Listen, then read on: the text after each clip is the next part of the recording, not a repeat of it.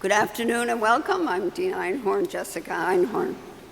Secretary Geithner, our esteemed graduation speaker, Provost Minor, SAIS faculty and staff, other honored guests, and especially members of the class of 2012 and your families and friends, I am delighted to welcome all of you to the commencement ceremony of the Paul H. Nitze School of Advanced International Studies, SAIS, of Johns Hopkins University. Today, we celebrate the graduation of the class of 2012 as you embark on careers of leadership in the international sphere. We congratulate you on receiving your SAIS graduate degree and on the vision, dedication, and hard work that helped you achieve this major milestone in your lives. Many of you are at heart adventurers. You've traveled the world and you've witnessed its dynamism and diversity, as well as its despair and even violence. Your determination to leave the world a better place is what brought you to SAIS. In 2012, as we tackle challenges as diverse as nonproliferation, economic stress, emerging China and other powers, climate change, and so much more, trained, intelligent leaders are more essential than ever. With your understanding of economics, your knowledge of regions and the modern disciplines of international affairs, your expertise in languages, and an education that has combined theory with practical training, I and we are confident that each of you is more than ready to lead. As many of you know, I was once a student at SAIS. The school was much smaller then. But one thing has endured, a commitment to international engagement. Looking back at my experience as a graduate student, it was paradoxically in the classroom that I learned to look beyond. Our faculty is this school's beating heart. They share a love of teaching and a firm belief that real-life experience is the ongoing laboratory for theory. This rare blend of real-world engagement and scholarship is what sets them apart. As we honor you, the 68th class to graduate from this unique institution, it's appropriate to remind ourselves of the great SAIS mission, to prepare future generations of leaders to help shape a better world. At the end of the commencement, the students will present the Max M. Fisher Excellence in Teaching Award. And while we single out a very special professor at this time, we are mindful of the enormous contribution of the 73 full-time faculty and 109 part-time faculty who enrich our school while helping our students understand the world outside our doors. A special welcome this year to distinguished visiting scholar John Lipsky, visiting scholar and agricultural expert Robert Thompson, and Deborah Browdigam, SAIS's new director of the International Development Program, who is a professor of international development and comparative politics. I also want to commend my Dean of Faculty, Professor David Lampton, who I thank again for his great wisdom and leadership through years of service. Our faculty has made SAIS a center of scholarship in international affairs. As we search for answers to formidable global issues, our work is strengthened by our affiliation with the great and prestigious Johns Hopkins University, the first research university in the United States. For our students, there is also partnership with other universities, which has 27 of the class of 2012 has been enabled to pursue dual degrees in business, law, and public health. In choosing SAIS, I know that many of you were drawn to Washington, D.C. location and the city's rich academic and professional advantages. Our wonderful triangle of campuses in Bologna, Italy, Nanjing, China, and Washington makes us a truly international school. And today we are indeed fortunate to have Dr. Kenneth Keller, the director of our Bologna Center, with us. Let's hear a round of applause for Ken Keller.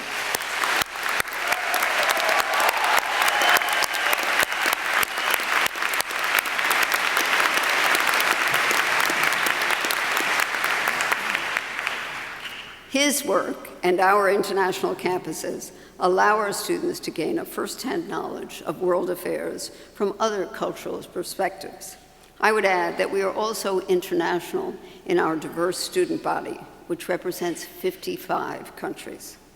But today, of course, we come together united in one purpose, and that is to honor and celebrate our graduating class. Each SAIS class has its own personality and character, its own legacy, and we all loved the class of 2012.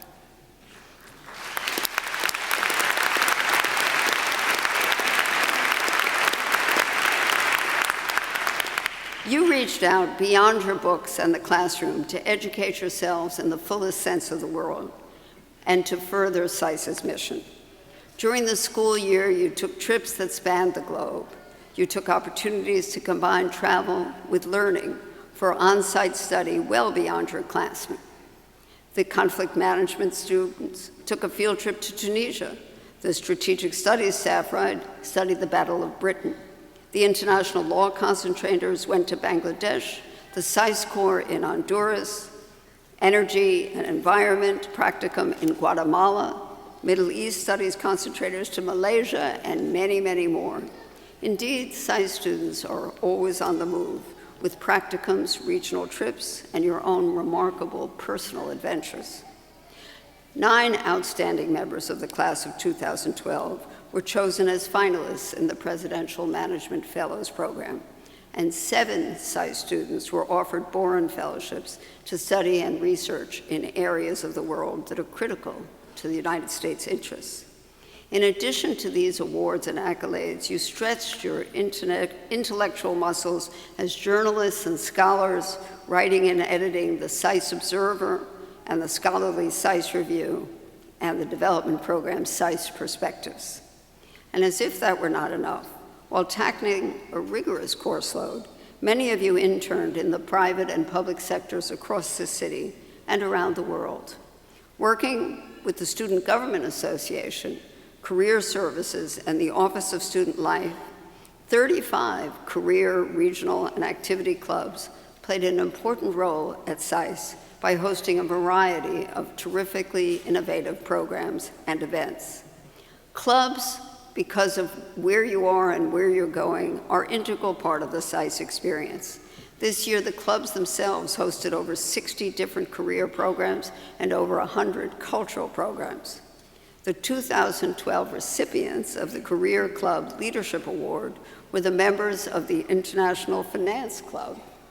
The winner of the Activity and Regional Club Award was the SAIS Corps Volunteer Organization. Again and again, when I asked what made this class so distinctive, I was told it was strong student leadership across the school in programs and activities. I would like to express particular appreciation to the members of the Student Government Association, led by SGA President Chris Cochran. Give me a wave, Chris, so I can see where you are.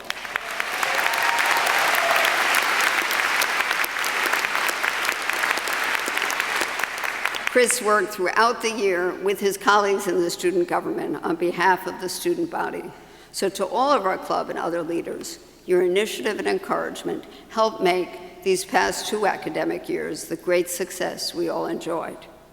Our whole community carries special memories of you and of what you've done, which will linger for years. Last year was your year of demography, and this was the year of agriculture at SAIS. Throughout the year and around the school, we learned how to review scholarship and exchange ideas on timely topics ranging from food production and security to the development of biofuels to the impact of global climate change, agricultural trade, and rural poverty. At school-wide events this year, students and other guests heard from prominent figures across a wide array of topics. With so many a year, it is always hard to choose just a few. And this year was no exception. So if I can get to my next page.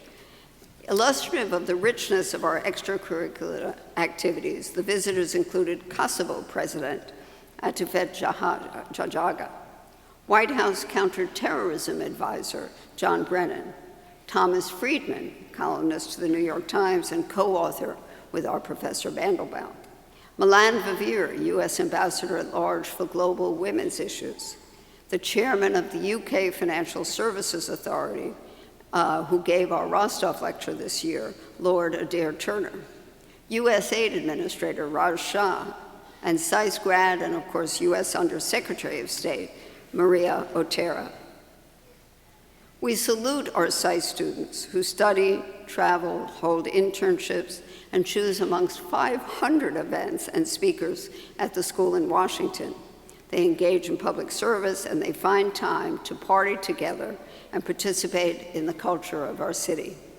You honor the SAIS tradition by having fun at the Mr. and Mrs. SAIS competition, the Cherry Blossom Ball, the International Dinner, SAIS Palooza, and of course, those great Friday happy hours. But now it is late May when we celebrate the most significant event of all, the conferring of degrees. You're leaving SAIS to begin, as they say, a new chapter in your lives of international engagement.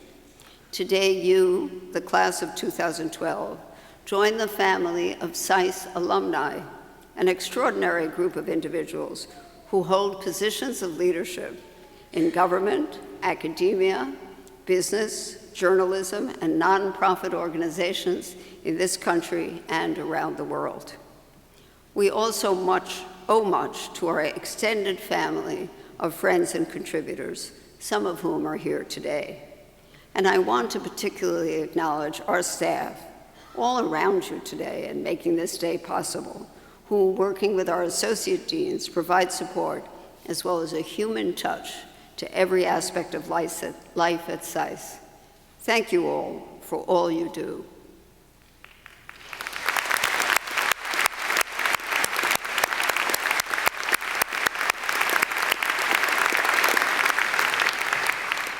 Most importantly, I would like to honor the family and the friends of our graduates. As you can see, I hope, we have truly enjoyed your children and loved ones. They are adventuresome, idealistic, and caring people. We had the privilege of guiding them for 2 years, while many of you made sacrifices to keep them here. Your love, your support, and your patience have made this day possible. You are our most honored guests, and you deserve our applause.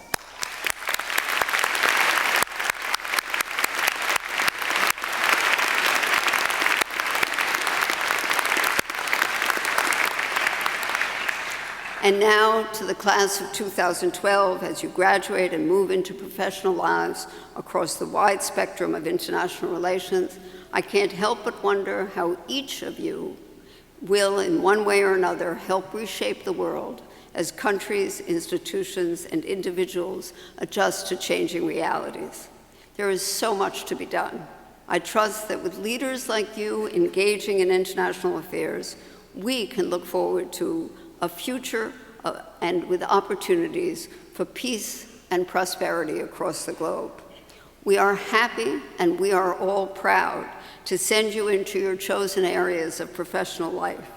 Great hopes go with you, and I know you will live up to them. In a moment, I will introduce today's speaker. But first, it is my pleasure to welcome to the podium Provost and Medical Doctor Lloyd Minor of Johns Hopkins University.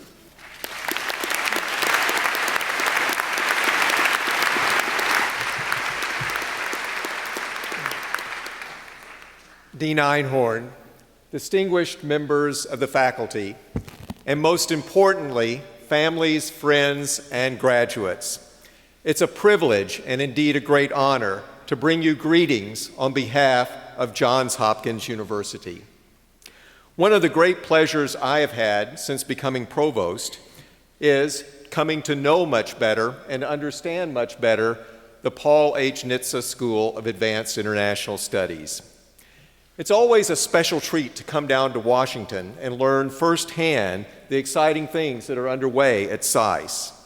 And my guide through this process has been Dean Jessica Einhorn. A decade ago, the university was fortunate to recruit Jessica from the World Bank, where she was managing director, vice president, and treasurer. And SAIS has not been the same since. The first graduate to return to the school to serve as dean, Jessica put students at the center of SAIS's mission. She understood that as an educational institution, SAIS has no greater responsibility than to its students, and to giving them the education they need to prepare them for a lifetime of international engagement and leadership. Believing that the educational experience should be more than a series of semesters, Jessica expanded student opportunities for learning outside the classroom through internships and study trips. She also enhanced outreach to SAIS's alumni around the world, building a robust advisory council and many lifetime friends of the school. Jessica, you will be dearly missed. On behalf of the university, thank you for all that you have done for SAIS, for your devotion to the students, your commitment to the faculty and their research, and your tireless advocacy for the school and its mission. Thank you.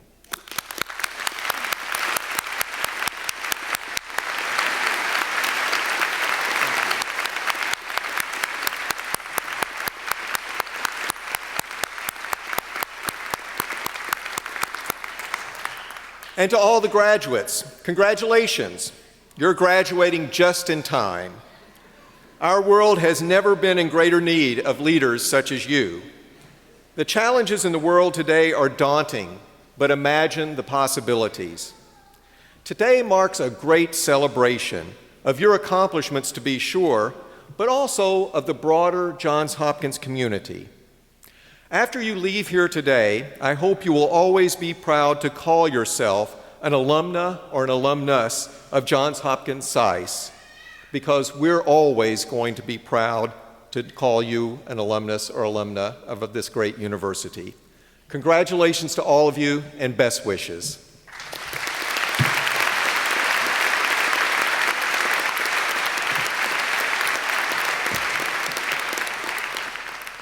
Thank you, Provost Minor, for those extremely generous words. It's, of course, a privilege to serve as dean of this great school, and I know that the many friendships I have gained during my tenure will bring me joy for many years to come. And now, it gives me great pleasure to introduce our keynote speaker for our 2012 commencement, Timothy F. Geithner. For many of our students, Tim Geithner, Secretary of the United States Department of Treasury, needs little introduction. They have known of his leadership throughout the financial crisis, first as president of the Federal Reserve Bank of New York, a position he took up in 2003, and since January 2009 as the 75th Secretary of the Treasury. But commencement is not a policy event, and our pride and pleasure in having Tim, as I'm allowed to call him, with us today derives from the inspirational career he has pursued in a life of public service. Tim Geithner graduated from Dartmouth College with his bachelor's degree in government and Asian studies in 1983. And he came directly to SAIS to earn his master's degree with a concentration in East Asia. In doing so, he was actually following in the footsteps of his father, Peter Geithner, who graduated from SAIS in 1959 and whose career was with the Ford Foundation, where he headed Asia Studies. Tim did a lot of growing up abroad, living in Africa and then India and Thailand, and studying Chinese in Beijing during his college years. Not long after graduation from SAIS, in 1988, Secretary Geithner joined the Department of Treasury, where he worked in 3 administrations of 5 secretaries of the Treasury, both in Washington and as Treasury Attaché in Tokyo. He worked his way up that ladder on merit, moving from a junior officer to Deputy Assistant Secretary to Assistant Secretary and then Undersecretary in those later years at Treasury. Some say he was mentored by Larry Summers, others that he was a protege of Bob Rubin, but he was surely a very young and dynamic partner in a dream team at Treasury during the Clinton administration.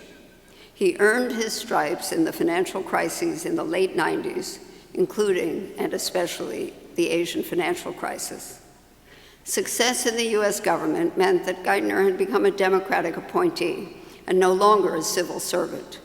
After George W. Bush was elected, as the custom in the United States, he left government and was soon recruited to the important position of Director of Policy Development and Review at the International Monetary Fund, the part of the fund that oversees policy or coordination across all the regions. But that didn't last long. In October 2003, at the age of 42, he was named president of the Federal Reserve Bank of New York, a merit-based recruitment by the board of directors of that bank. In a way that loses its gloss, actually, with hindsight, those were the happy days, the ebullient times before the crash of '08. In October 2006, Tim Geithner came to SAIS to accept the Woodrow Wilson Award at the school, and it is part of a Johns Hopkins University tradition.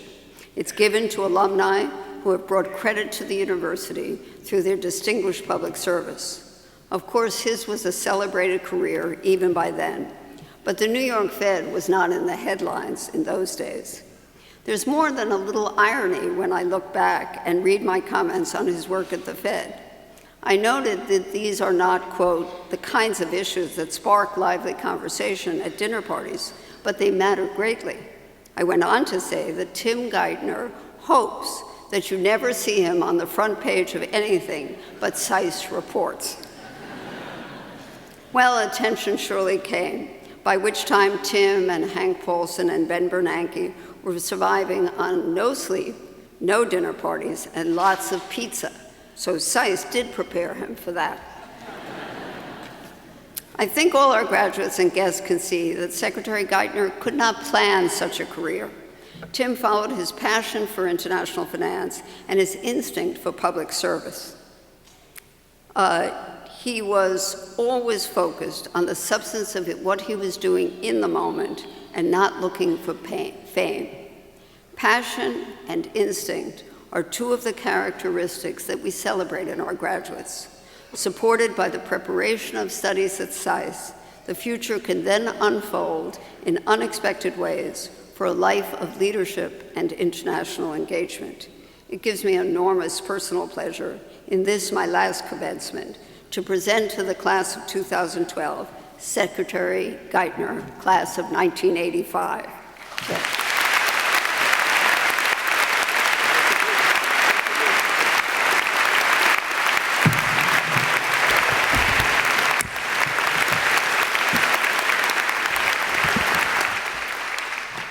Thank you, Jessica. That was so gracious and generous. Provost Minor, members of the faculty, families and friends, graduates of the class of 2012, congratulations to all of you, and thank you for asking me here to do this. It's an honor for me to stand here with you 27 years after receiving my degree from SAIS. I had great professors. I learned a lot. I missed the pool table. I want to offer my compliments to Dean Einhorn for all that she's done for SAIS, for leaving a strong institution to her capable successor, Vali Nasser. Now, you are a remarkably diverse class. You come from 39 different countries. You've worked for governments, nonprofits, some of the world's leading private companies. Many of you spent your time at SAIS overseas, in Nanjing, China, studying Chinese, studying hard, or in Bologna, Italy.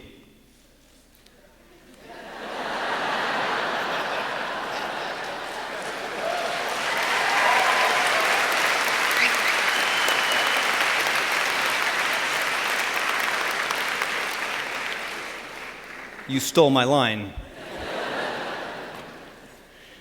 And you graduate from this institution with the world still recovering from the worst financial crisis since the Great Depression and into a very tough economy, very tough job market. And you chose to get a degree in advanced international studies. And your parents and your friends are here saying, "What were you thinking?" I know this is hard to explain. Now, your peers, they chose a credential that friends and relatives can wrap their heads around that would allow them to practice law or medicine or engineering or high finance. But you chose a different, a more intrepid path. You chose to study international affairs and economics. You didn't choose to narrow your world, you chose to make it bigger. You are neither fish nor fowl, neither lawyer nor banker, post-partisan, the heirs to Paul Nitze and George Kennan. You take yourself seriously, but not too seriously. The SAIS ethic, as I remember it, is driven, but with a quiet and calm intensity. You care more about what you do than what you earn. And in a world full of people with more conviction than knowledge, you invested in learning the shades of gray in life, understanding what we do not know, and learning how to navigate in an uncertain world. And while it may not feel this way, this is your moment. Now, I came to SAIS in September 1983, right out of college. I was eager, impatient to learn the craft of governing, and there was and there still is no better place to do that. I loved my work here. I managed to graduate, but without a job and with student loans to repay, and I was about to get married, and I felt a certain sense of responsibility to earn a living after being supported through graduate school by the wonderful woman who became my wife. And this all made me somewhat uneasy, and I suspect many of you are in a similar place today. A few months after graduating, I got a job working for Henry Kissinger's firm, and then in the summer of 1988, I joined the civil service at the Treasury, the place of Hamilton and Morgenthau. And there at Treasury, I had the remarkable experience, the valuable experience, though I did not know how valuable then, of working through a diverse mix of financial crises of other countries, of Mexico, and then Asia, and then back to Latin America. And I came back to Treasury in 2009 at a particularly dark moment in American history. The economy then, as you all remember, was still caught in the most dangerous phase of our financial crisis. And I was very worried. We were all very worried about how we were going to get out of it. And at my first meeting in the Oval Office after I was sworn in, I walked the President and Vice President Biden through the remaining large, complicated, very dangerous financial bombs that we still had to defuse. And I explained what I thought it would take to defuse them and how damaging those steps would be politically. Now, the weight of that conversation was enough to cause many leaders to shrink from action, but that's not what this president did. President Obama did not play politics with the crisis. He didn't sit there and commission a series of academic studies. He didn't sit there paralyzed by the terrible perils of the choices we faced. He didn't wait to act in the hope the crisis would burn itself out. He decided to act and to do the hard, the tough things early. And it was a tough few months at the beginning. I remember in those early weeks receiving from a friend a letter with the copy of the Teddy Roosevelt quote about the man in the arena. You may know this quote. It starts like this: "It's not the critic who counts, not the man who points out how the strong man stumbles, or where the doer of deeds could have done better, or where the credit belongs to the man who is actually in the arena, whose face is marred by sweat and blood." Now, I thought when I got this letter from my friend that was a thoughtful gesture. And then, well, about 10 more people sent me that quote. And I thought, well, this can't be good. They must really be worried about me. But I wasn't, or at least I tried not to be too concerned by the loud chorus of the critics. I didn't, frankly, have the luxury of time to worry about them. And I had an advantage they did not have. I knew then that we had a good plan for fighting our financial crisis. And there are many people who understand that now, but there were not many who believed that at the time. Now, there's a scene in the movie The Hurt Locker by Kathryn Bigelow that I think is a very powerful metaphor for the choices you can face in public life. And I tell this story not in any way to equate the battles we wage in economic policy with what our soldiers and their families face in war. But I tell it to convey a lesson about life. For those of you who haven't seen the movie, it's about a bomb disposal squad in Iraq and its team leader, Sergeant James. And in one scene, the team gets called in to defuse a suspected bomb. They evacuate a huge perimeter around the car, sagging under the weight of the explosives within. And Sergeant James puts on this formidable protective gear: huge gloves, helmet, full body armor. It's very hot. He opens the trunk, and even he is shocked by the destructive power of the explosives there. And looking at the size of the bomb, he decides to take off all the protective gear to expose himself so he can defuse it more easily. The other soldiers, dispersed at some distance behind protective barriers, are dumbfounded and alarmed, and they ask him, "What are you doing?" And he says in so many words, "If I don't succeed, it's going to blow me up anyway." Now, you're going to find lots of people in public life who worry more about how they appear than what they accomplish, who fear the risk in any action, who let preoccupation with perception and politics get in the way of doing the right thing. And what you should take from this story is that if you're going to make a difference, especially in public life, you need to be willing to get close to that flame. You need to be willing to take risk and to feel the heat, to expose yourself to the heat. And you have to keep your focus on the cause you have been called to serve and the craft of doing that job well. That's what the president did when the fires of our financial crisis were burning. There was no precedent, no playbook available to any of us other than the graveyard of mistakes from other crises. But we knew that we had to act.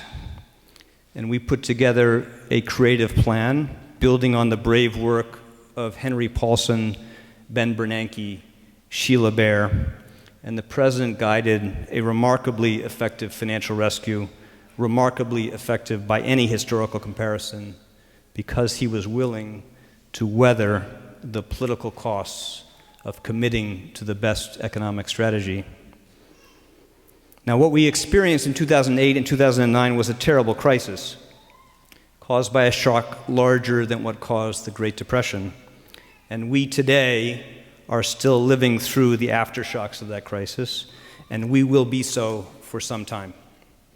And the damage from this financial crisis was greater because it hit an economy, the American economy, that had already been suffering from a slow-burning mix of other challenges: the erosion in the quality of public education, the decline in public infrastructure, an alarming rise in poverty, a long period of stagnation in living standards for the median worker, the rise in public debt.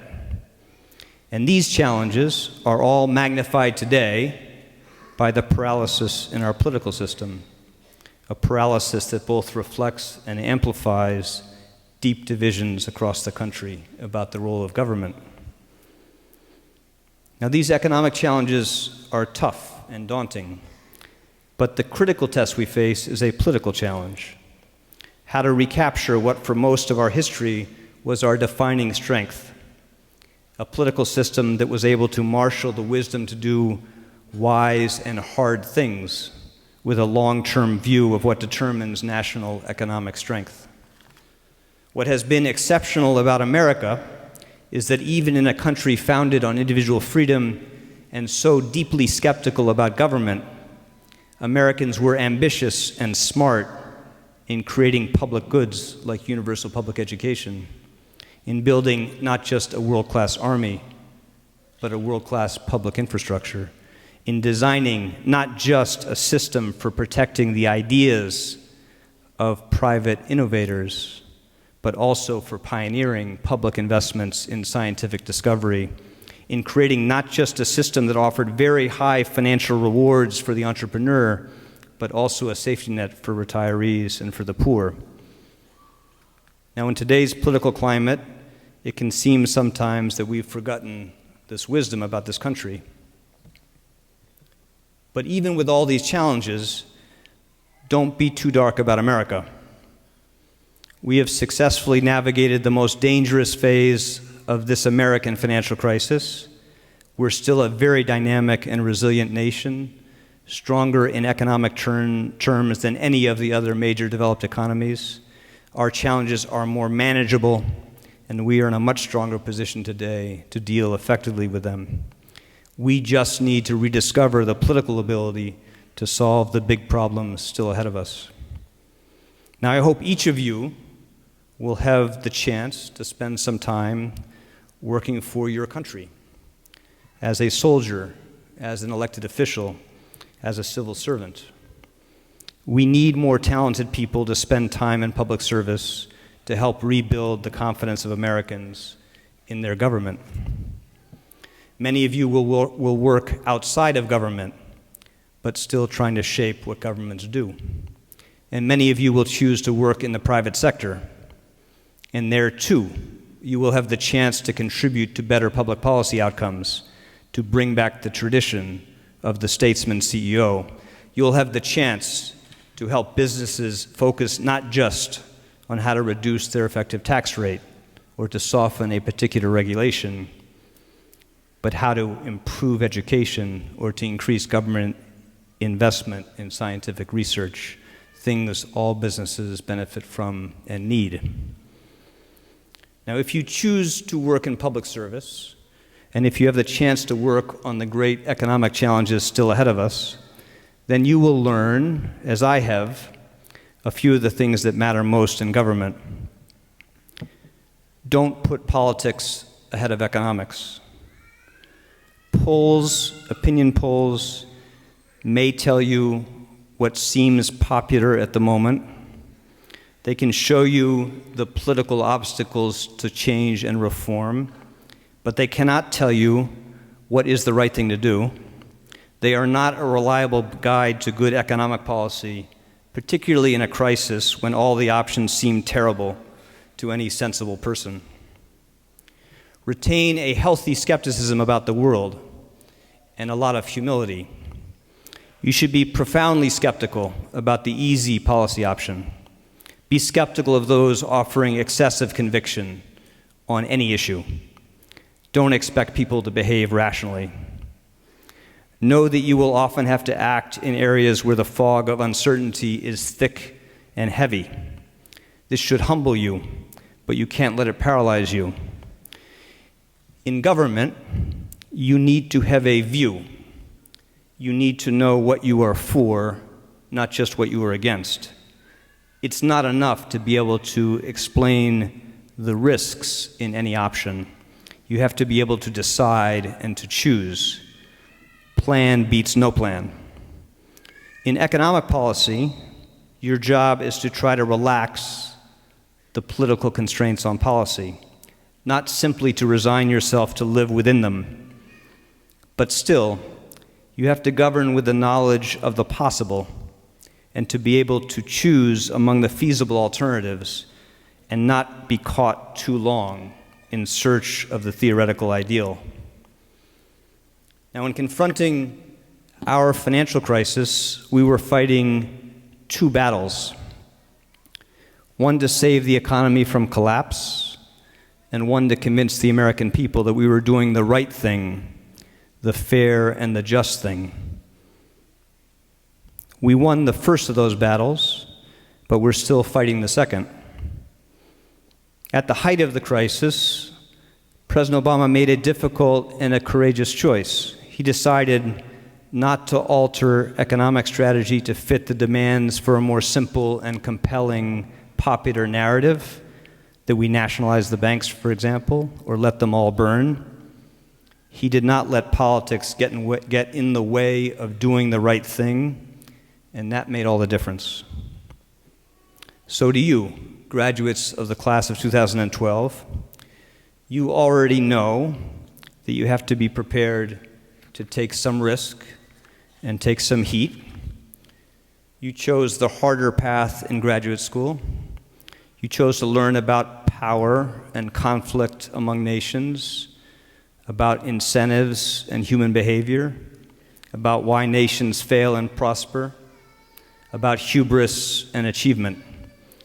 This is the study of how to think and how to choose and how to lead. And you chose a place where you could learn the craft of how to advance a cause larger than yourself. You chose SAIS because you understood, to complete Teddy Roosevelt's quote, that the credit belongs to the man in the arena who strives valiantly, who errs, who comes short again and again, because there is no effort without error and shortcoming, but who does actually strive to do the deeds, who knows great enthusiasms, the great devotions, who spends himself in a worthy cause.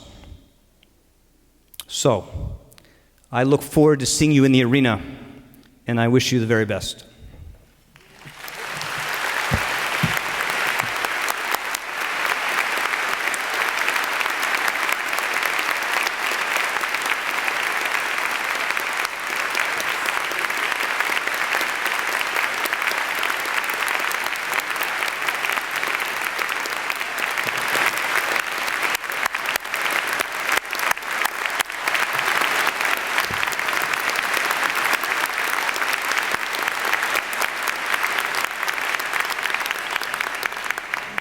As usual, the students said it better than I could with their applause, but thank you for that enormously timely but very personal and inspiring speech, and for being with us today.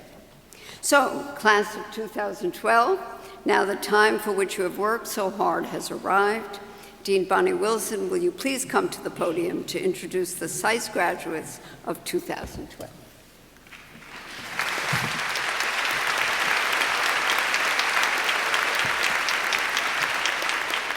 It is my pleasure to present the candidates for the Master of Arts degree. Andrew Abramchek.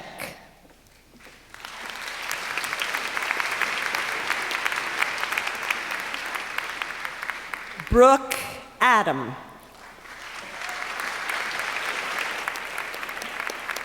Beth Adler. Abbas Akhtar. Chidiogo Akunili. Fatima Alam. Alexandra Altman. Bong O An. Brittany Andrews. Anne Angston. Glenn Apolinar Espinal.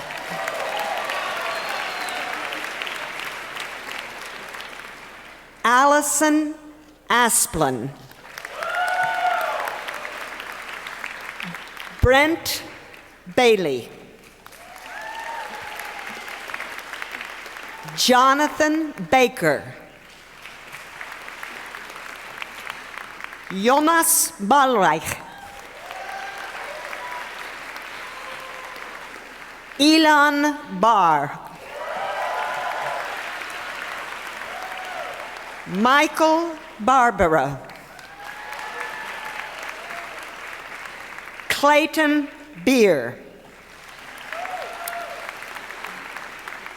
Riemt Behrens. Elena Belitzos. Dinah Benger. Sean Bennett. Philip Thomas Bianchi. Aurélien Billot. Kathleen Bissonette. Craig Blackburn. Aaron Bope. Fulvio Bortolini.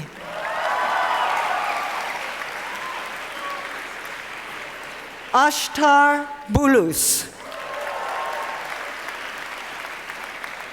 Patrick Branco. Alex Brannigan. Mario Bratai. Bobby Bray.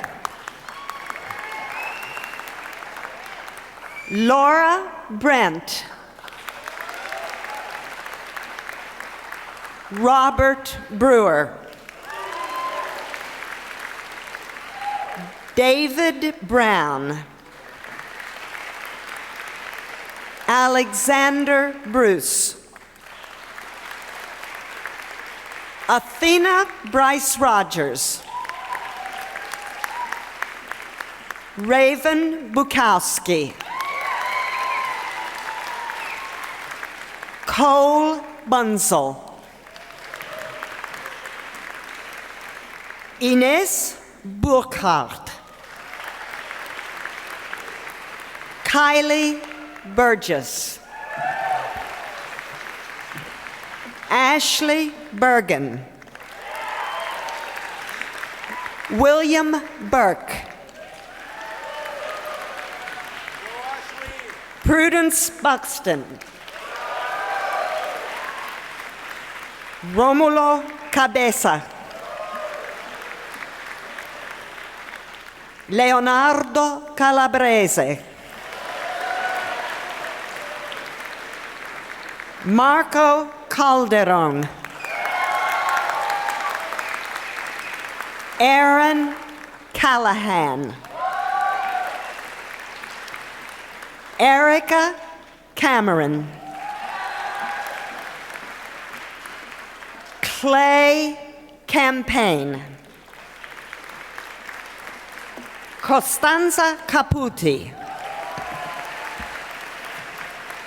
Adrian Carey. Matthew Carroll. Zachary Center. Erwin Chalopka. Susan Chan. Rebecca Chang. Ujung Chang. Oliver Chase. Gaurav Chaudhry. Camille Chotard. Catherine Chen. Charlotte Chang. Narai Choi. Sam Christofferson. James Church.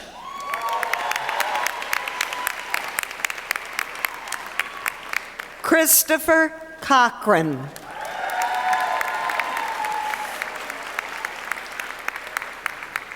Zoe Cohen. Ryan Connolly. Patrick Corcoran. Jennifer Crawford. Sean Crean. Megan Crossan. Nicholas Cunningham. Ricardo Cursi. Joseph da Silva. Sodomini Dabak. Margaret Dallett. Andrew Deanna. Amber Davis. Graham Day. Gary Decker.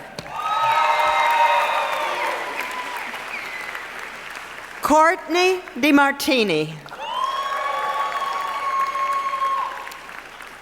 Simona Detling. Christopher Dielman. Cody Dietrich. Christina Dixon. Meredith Dukes. Alexander Duncan. Samantha Duncan. Andrew Dunn. Andrew Durkin. Brandon Eicher.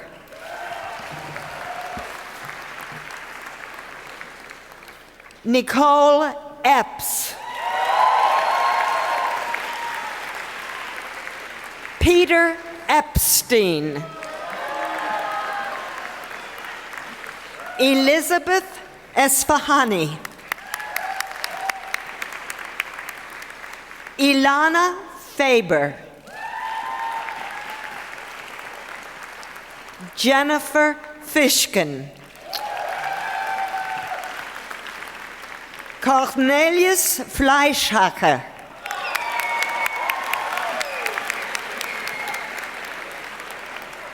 Carolyn Flory. Connor Foley. Alessandra Forni. Kyler Frank. Elizabeth Fustus. Emilia Galliano.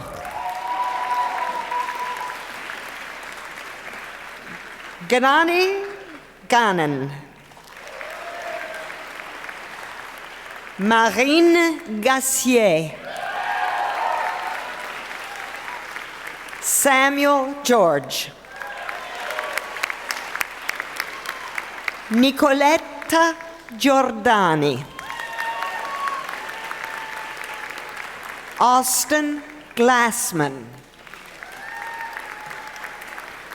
William Godell. Ivan Gonzalez. David Goodman. Jason Gratham. Geshiel Grandison. Nemanja Grigic. Duncan Gromko. Alexis Gross. Peter Gruskin. Alice Guilford. Daryal Gul. Fanchon Guo. Anthony Haddad. Leah Haddad. Ryan Hare. Connor Halloran. Aboud Hamayel. Amy Hamblin. Lorraine Hammer.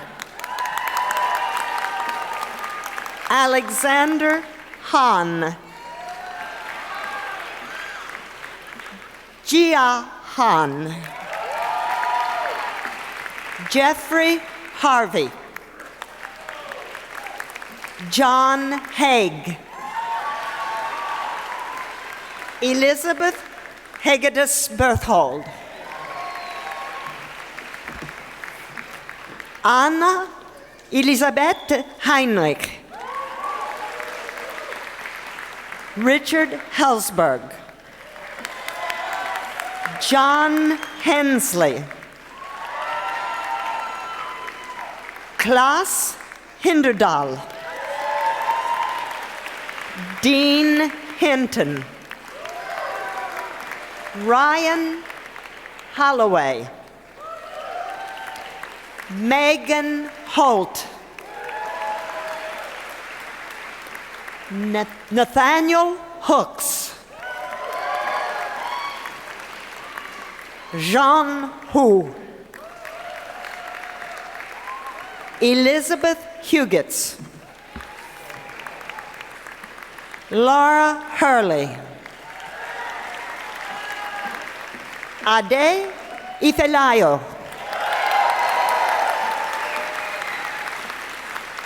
Jerome Ingenhoff. Scott Inaway. Deepti Iyer. David Jackson. Marcus Jenke. Michael G. Jingbo Jun. Abigail Jones. Jeffrey Jorvie. Edna Callan. Jinqing Kao. Baki Kaya. Sheila Keen. Nikki Kaki. Ezra Kidine. Han Kim. Ji-yoon Kim. Susan Kim.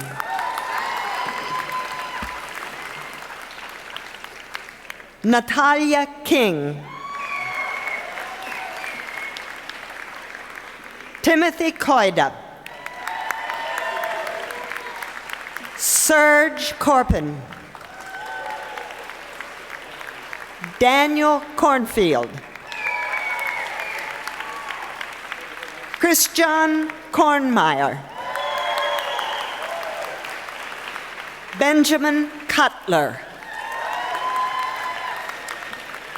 Nicolo Lanciotti. Maren Lang. Christina Lara. Kristen Larson. Benjamin Lauer. Daniel Lawner. Yuri Lee. Hyun Kyung Lee. Jeanette Lee. Annabelle Lee. Jong-ah Lee. Lina Lee. Rebecca Lee. Eric Lyken. Sarah Lengauer. Jonathan Leslie. Jessica Lewis. Jakob Learman. Clark Lind. Jennifer Litvak. Stephanie Liu. E. Leo. Philip Lohaus.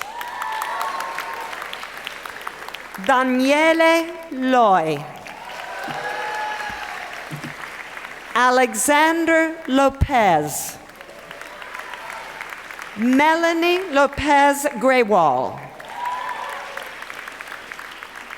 Jason Lucknane. Paola Luisi.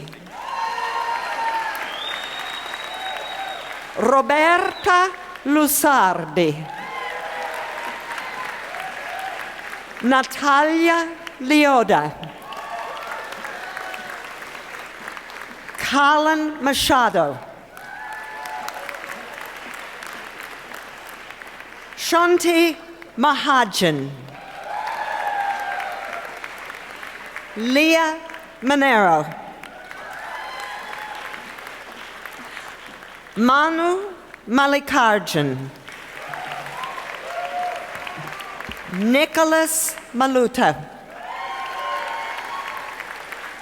Tal Manor. Rupak Manvatkar. Saifong Mao. Maggie Mazzetti. Courtney McCarty. Matthew McClymont. Elena McGovern. Kira McMiniman. Angeles Melano Paz. Teresa Mioni. Dara Mirsky. Benjamin Mishner. Benjamin Miller. Lauren Miller. Elisa Minischetti. Brittany Minor. Laura Moons. Sharon Mohammadi. Shiva Mohan. Shamaruk Mohiuden. Elisabeth Mondl. William Monroe. Stephen Morell. Alisa Morgenstern. Lucia Mukhova. Alex Murphy. Adisa Muse. Tishani Nadesan.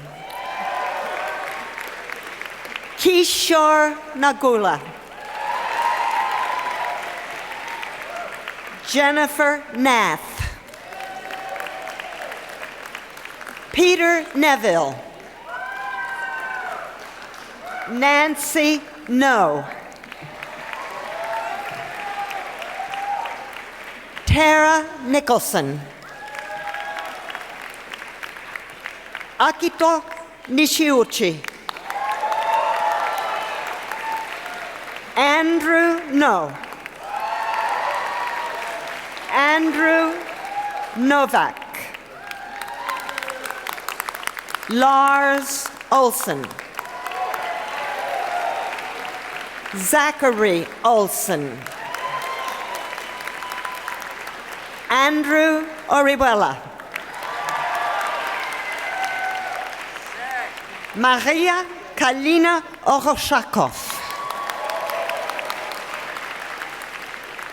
Rachel Ort. Anna Orthofer. Nicole Overly. Ryan Palathra. Alexander Parchin.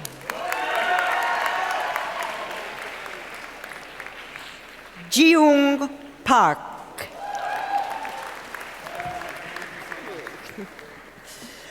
Amanda Penner. Julia Perry. Rosalind Piggott. Jennifer Pogiley. Christina Politi. Jadranka Polyak. Bradley Potter. Vandana Prakishnaya. David Pritchard. Vidya Pucha. June Pyun. Ainab Raman. Sorav Rana. Joshua Richardson.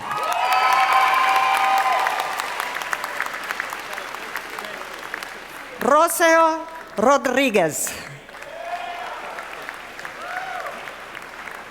Alex Rosen.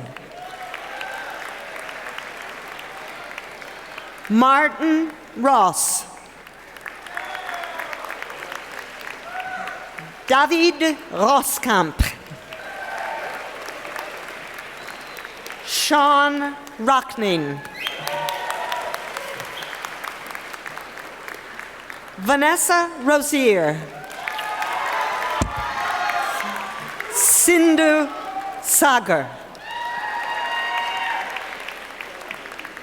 Nopon Sagana. Rachel Salerno. Joshua Sargent. Christopher Sorokin. Brian Shell.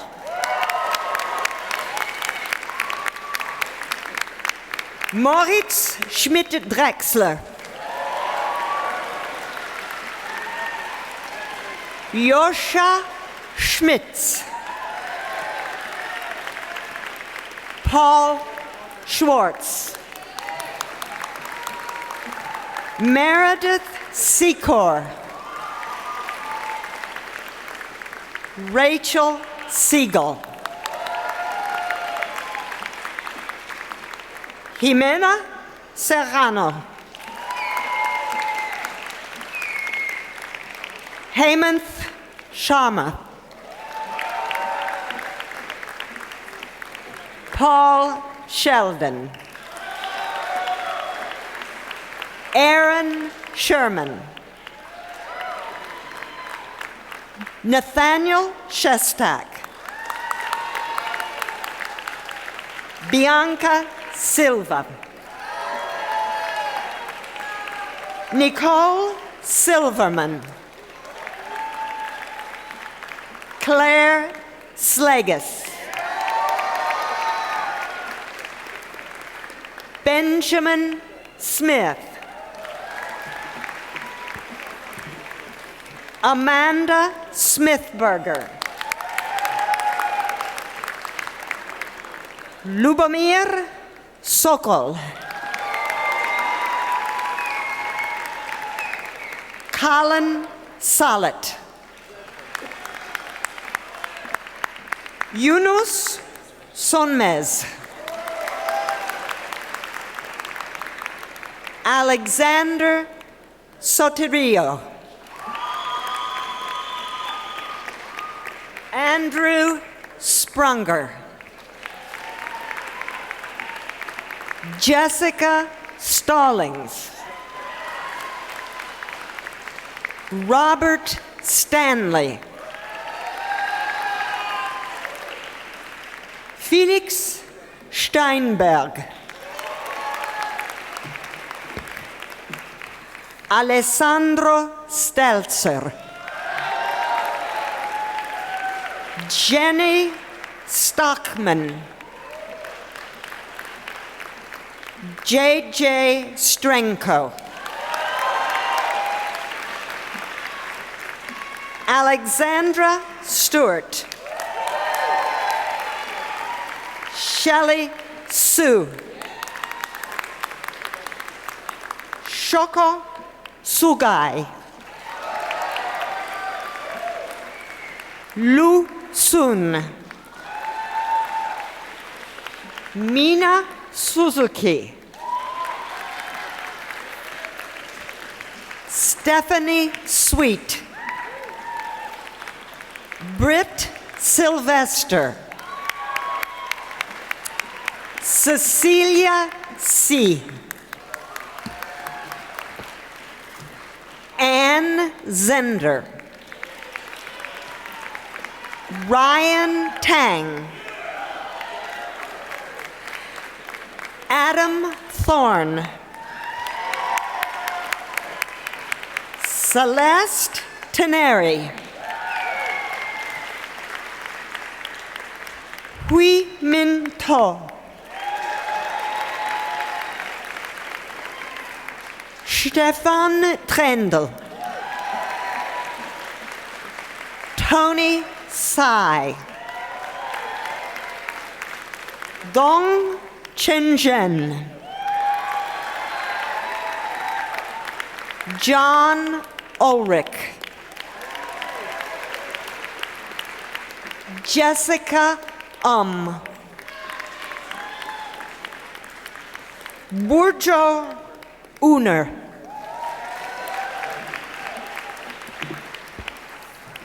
Svetlana Valieva. Christine Vargas. Salima Velani. Lera Biada. Peter Vince. Scott Viol. Michael Volpe.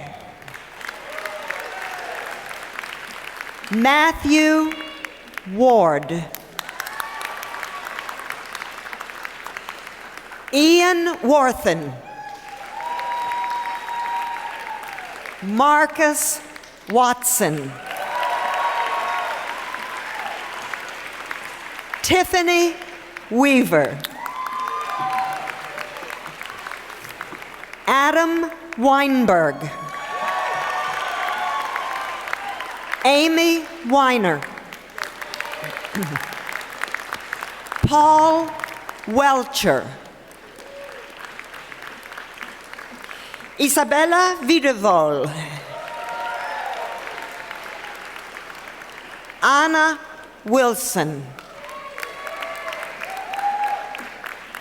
Joseph Wilson. Christopher Wong. Paul Wozniak. Edward Rong. Shu Shuingyi. Matthew Yi. Marco Zefferino. Ramon Sertuche. Zhang Lu. Yijing Zhong. Shuin Zhou. Dan Zhu. Carolina Zimmerman. Andrew Zoller.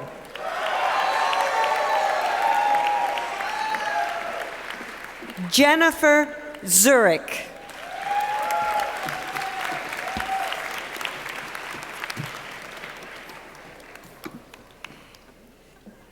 It is now my pleasure to present the candidates for the degree of Master of International Public Policy.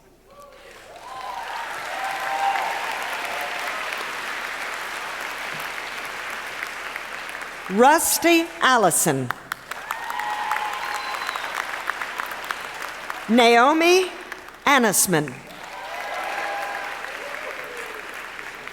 Abul Azad. Andre Brans. Juanita Cabrera Lopez. Walker Carter. James Cartwright. Martin Hansinski.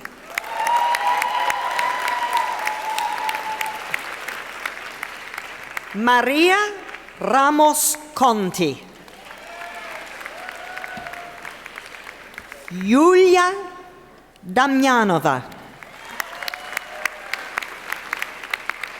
Dana DeCoster. Gerald Fisher. Russell Fletcher. William King. Kelly Cornell. Eva Kupsa.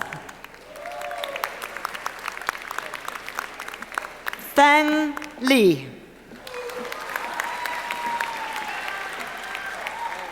Mary McGurn. Umbreen Mercer. Christopher Morgan. Elizabeth Mzirai. Christopher Nash. Shayar Nirkan. Katya Osnovsky. Carlos Plazas. Tracy Quack. Thomas Renner. Irina Ruddy. Mick Ryan.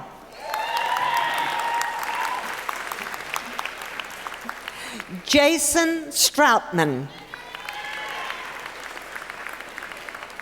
Nakul Tashniwal.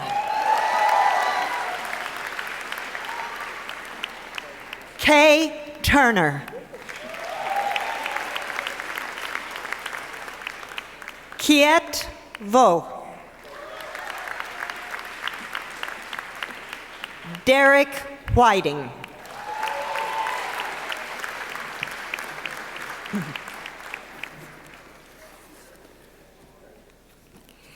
And now, it is my pleasure to present the candidates for the highest degree awarded, the Doctor of Philosophy.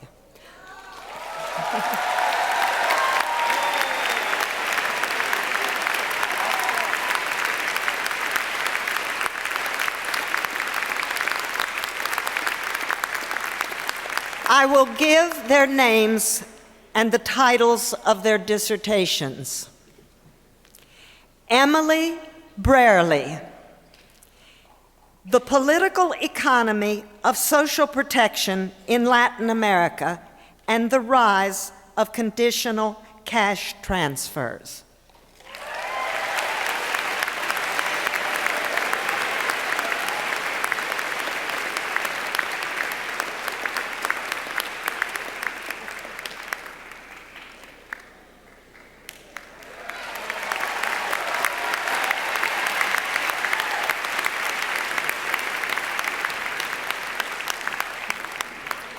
David Folks, The Democratic Escape from the Populist Cycle, a comparative case study of 5 highly unequal democracies.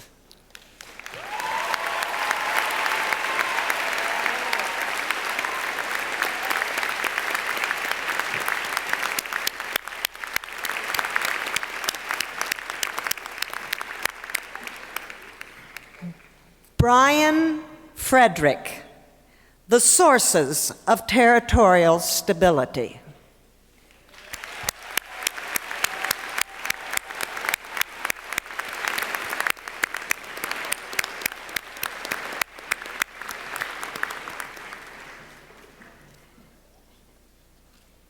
Yunjong Lim, Democracy and Energy Policy Formation, Nuclear Waste Disposal and Reprocessing in South Korea and Japan.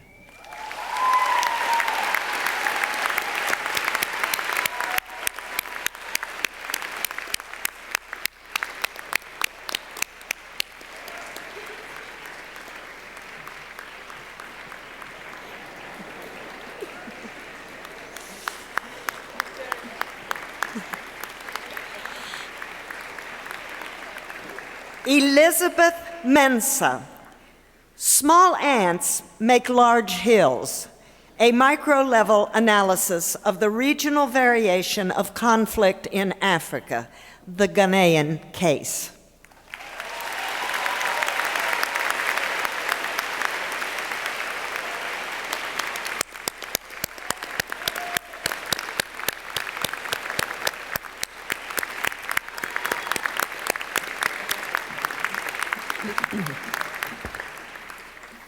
Anith Mukherjee, The Absent Dialogue, Civil-Military Relations and Military Effectiveness in India.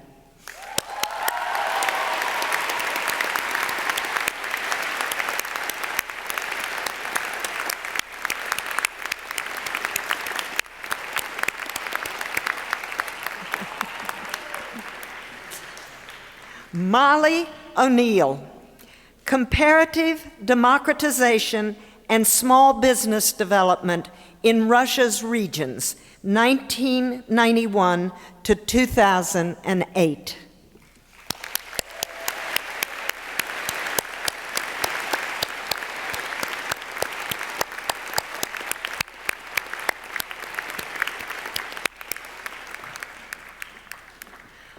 Lauren Silva McIntyre. The demand for international reserves in emerging market countries, the role of domestic financial markets.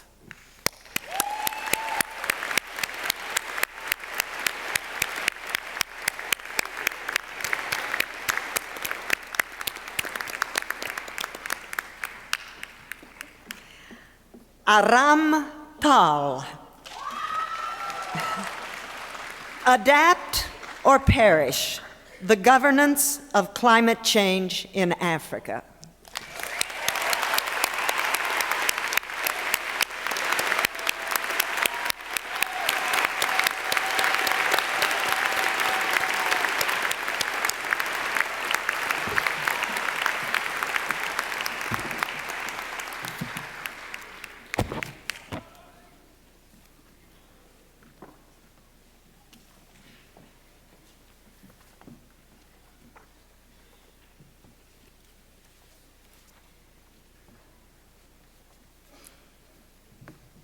Thank you, and congratulations to all our graduates.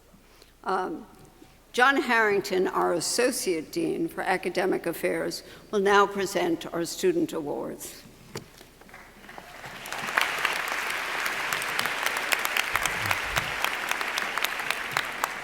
Good afternoon. The Christian A. Herder Award was established by the Friends and Associates of the school's co-founder, Christian A. Herder. This award for distinguished academic performance is presented in honor of the person whose vision and inspiration have encouraged generations of young people to perform effectively with skill and statesmanship in the international arena. The Herder Award is given to the student in the second-year class with the highest grade point average for the first 3 semesters. This year, there are 3 students with the same top grade point average, so all 3 will be the recipients of the Herder Award. They are Ann Angston, Samantha Duncan, and Tara Nicholson. If Ann, Samantha, and Tara, will you please come to the podium to receive your awards?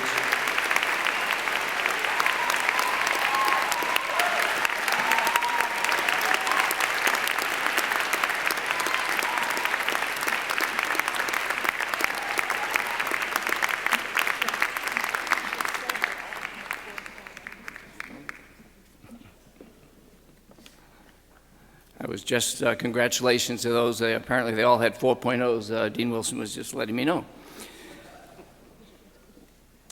The Herder Award is given for scholarship. The most important component of the next award, the William C. Foster Award, is service to SAIS in the community. The certificate reads, for sound scholarship and a record of leadership and distinguished service to SAIS, exemplary of the high qualities of integrity, loyalty, and ability admired by Mr. Foster. This prize honors the former director of the Arms Control and Disarmament Agency, distinguished businessman, tireless public servant, and devoted SAIS Advisory Council member, end of quote. The students receiving the Foster Award were selected for significant contributions to SAIS and the community. The 3 recipients of the award are Alexandra Altman, Nicole Epps, and Jason Locknane. Alexandra, Nicole, and Jason, please come to the podium to receive your awards.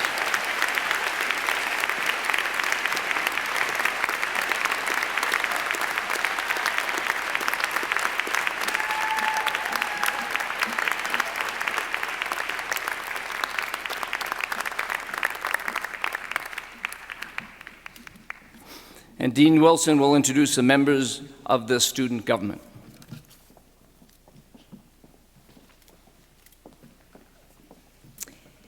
In recognition of their dedication and hard work, we would like to acknowledge the members of this year's Student Government Association and give them each a small token of our appreciation. Would you please come to the podium as I call your names? Christopher Cochran, President.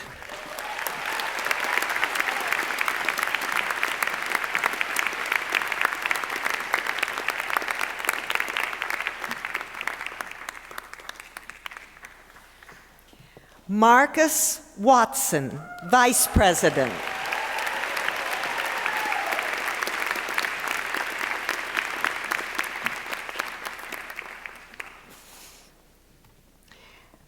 Cornelius Fleischhacker, Treasurer.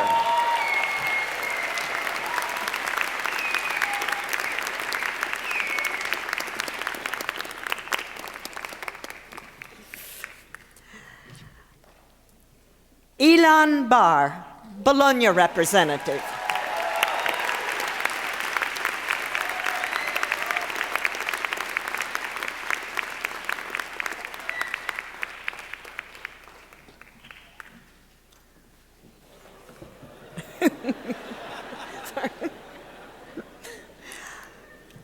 Nicole Epps, social chair.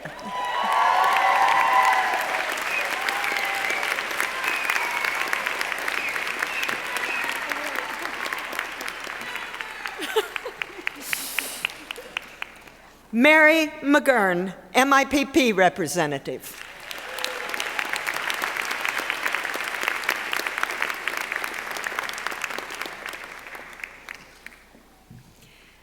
And now, it is my pleasure to turn the program over to Christopher Cochran and the great SAIS class of 2012.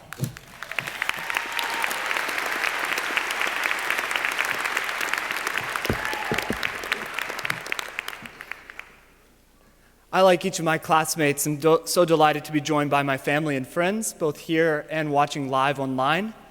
This year has been my privilege to represent the student body as president, and today it is my honor to present this year's Excellence in Teaching Award to a professor chosen by you, the student body. I realized that when I enrolled in SAIS, I was signing up for world-class education in the best location on earth to study international relations. What I did not realize was a transformational experience that I would have from the SAIS faculty. Our professors have not only taught us, but also mentored, inspired, and challenged us. In December, we celebrated our entire faculty with a gala. And I thought it would be appropriate for me to publicly reiterate what I was able to share with the faculty then to you now. Our professors have helped us discover interests and to develop talents that we didn't know we had. They have helped channel our determination, focus our drive, and taught us to make concise and compelling arguments. SAIS professors have equipped us with the knowledge, skills, and confidence that we need to succeed in whatever we do. Today, we celebrate one faculty member in particular, whom this year's student body has chosen to receive the Max M. Fisher Prize for Excellence in Teaching. The prize honors the late Max M. Fisher, who was an advisor to U.S. presidential administrations on Middle East affairs, and whose daughter, Marjorie Fisher, is a trustee of the Johns Hopkins University. The winner of the 2012 Fisher Prize for Excellence in Teaching is Dr. Francisco Gonzalez.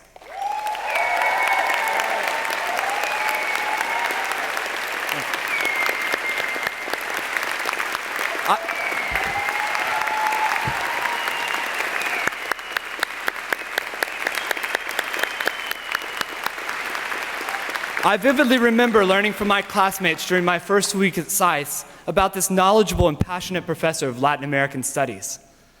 I was so moved by my classmates' conviction that I signed up for a course with him, and now can personally attest to those attributes that students saw in him that had caused them to nominate him for this award. Professor Gonzalez, your enthusiasm for Latin American studies is infectious and inspires students to do our best work. Though you have a commanding knowledge of your subject, you are humble and respectful of students, entertaining all theories with thoughtful consideration. Professor Gonzalez, we, your students, are thankful for you. Professor Gonzalez occupies the Reardon Roet Chair in Latin American Studies, established by SAIS alumnus Mr. Robert Hildreth and friends. Professor Gonzalez comes to us from Oxford University, where he received his PhD in politics and taught before coming to SAIS, first in Bologna and now in our DC campus. He has demonstrated excellence in teaching throughout his career, also receiving the Teacher of the Year Award in 2006. So it is my pleasure to present the Max M. Fisher Prize for Excellence in Teaching to Professor Francisco Gonzalez and invite him to the podium.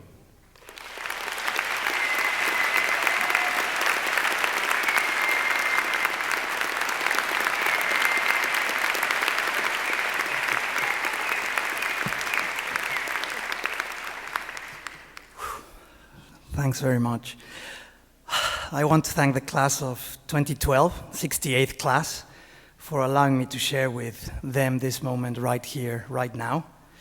You can rest assured there's nothing else I'd rather be doing than standing here before all of you and sharing this very special moment.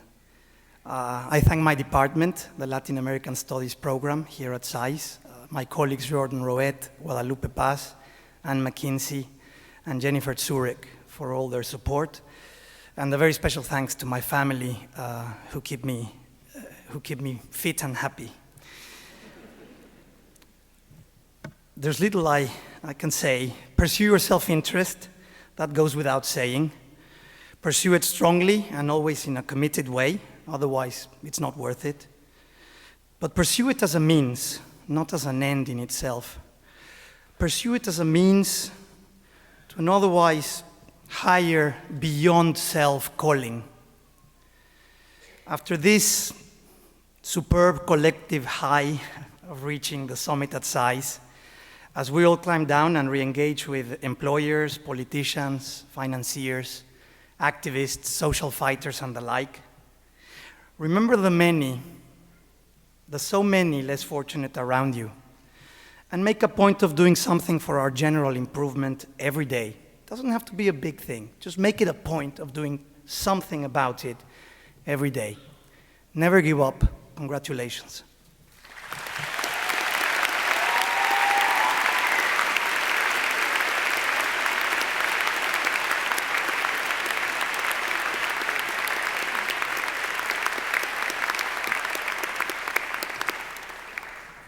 What I did not realize before SAIS is the depth and breadth of relationships that I would form with my classmates. My time at SAIS has been the most enriching 2 years of my life, both professionally and personally. What a brilliant first chapter this has been of what will become lifelong relationships. In the spirit of building community beyond the classroom, the class of 2012 has decided to give a gift to improve the social space for future classes. In our non-traditional campus, the basement of the NHTSA building is one of the precious few spaces where students can socially gather to prepare lunches, watch sports games together, play ping pong and pool, or simply talk with each other. Our class is raising money to make improvements to the kitchen, recreational equipment, furniture, and to add phone booths to the basement to speak with many of you. We're off to a great start on fundraising, and we look forward to achieving a high participation rate today and in the coming weeks. Now it is my privilege to introduce our class speaker, Ms. Chidiogo Akunili.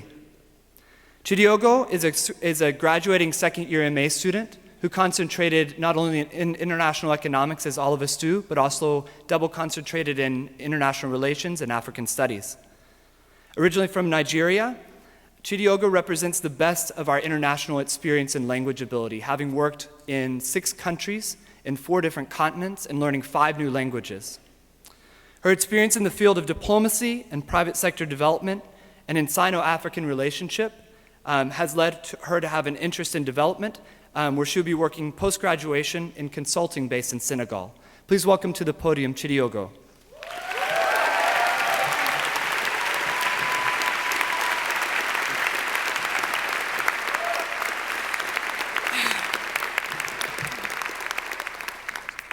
Thank you, Chris, for that very kind introduction.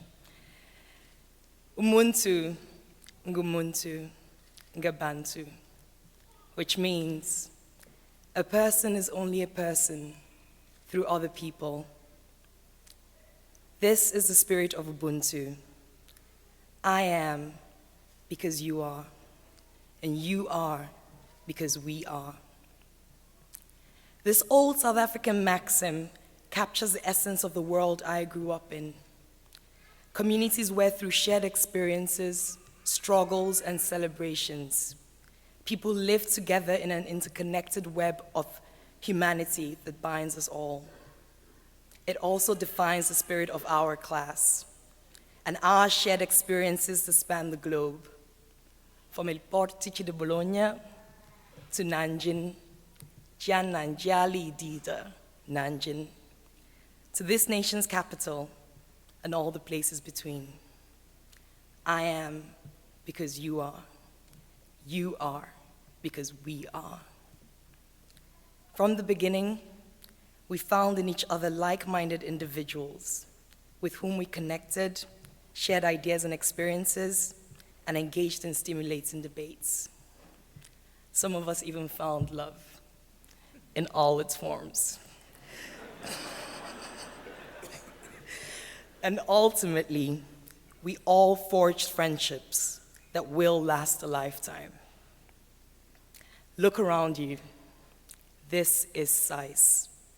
It is the people sitting in this room. We are truly an eclectic and diverse group of people and come from a broad array of places and interests. The class of 2012 alone boasts lawyers, NGO and aid workers, military officers, politicians, consultants, economists, Peace Corps volunteers, bankers, Olympians, polyglots. And this is just the student body. The SAIS community comprises, in addition, alums and faculty with experiences and backgrounds as diverse and rich as the world. Heck, one of us even saved the world from global financial meltdown. This bond of which I speak feeds our passion. Passion is hardly lacking at SAIS. I've seen your passion for basil, not mint. Auctioning off fellow classmates for a good cause. Impressing each other with hidden talents. Ultimate ping pong. Writing a 20-page term paper in one night. Dancing the night away in the Hofburg in Vienna and at the Cherry Blossom Ball. And counting down the minutes until beach week. This passion makes a seamless transition from idle chatter at happy hour to intellectual debates that go beyond academic theory, to concrete pursuits that have taken you to Panama, South Sudan, Brazil, Israel and Palestine, Canada, Colombia, Ghana, Kenya, Costa Rica, China and India, Vietnam, Malaysia, Saudi Arabia, Tunisia. Need I go on?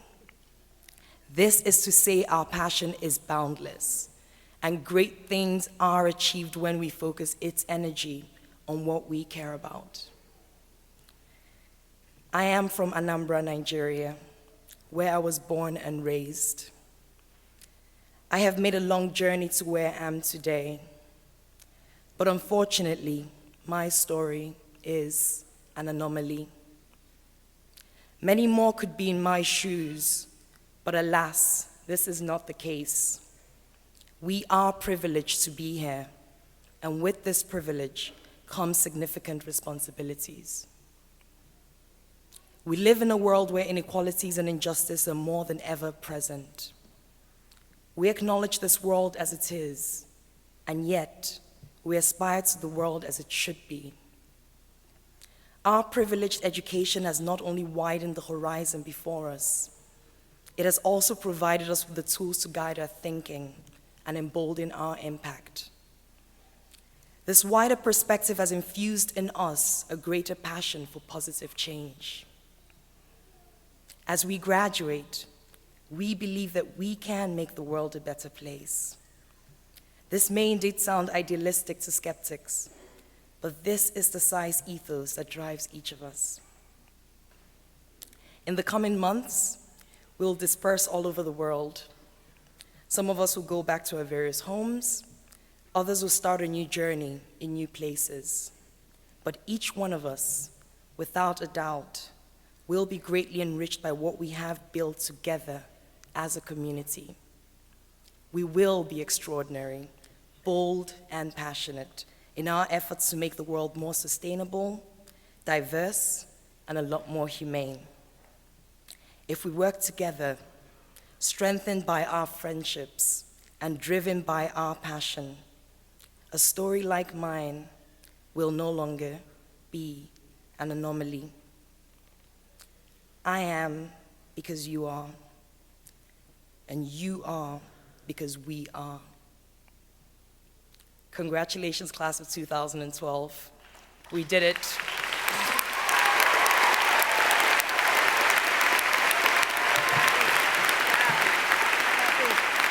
Beautiful and memorable and made us all proud. Thank you so much.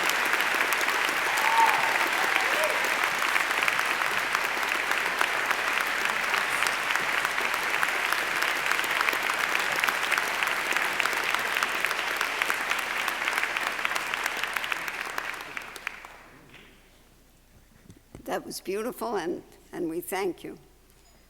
Before Mr. Nelson closes our program, I would like to invite the graduates and all of our guests to the reception in the NHTSA building at 1740 Massachusetts Avenue Northwest.